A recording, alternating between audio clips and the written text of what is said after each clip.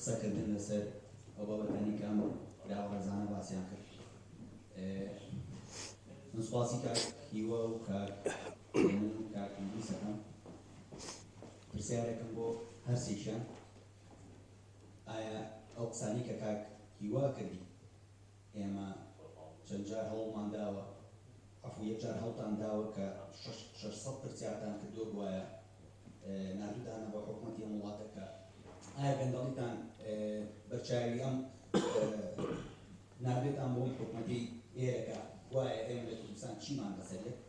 ئایا کاک هێمن، کاک ئیدریس، کاک هیوا، ئایا ئەوەتان کردووە هەفتانە یان مانگانە بتوانن ئەپدەیتی تازە بن ئەم وڵاتە کە لە وڵاتی ئێمە چ شتێکە بگوزارێت، ئێمە بە چ ڕێگایەکە ئاڕۆ بن؟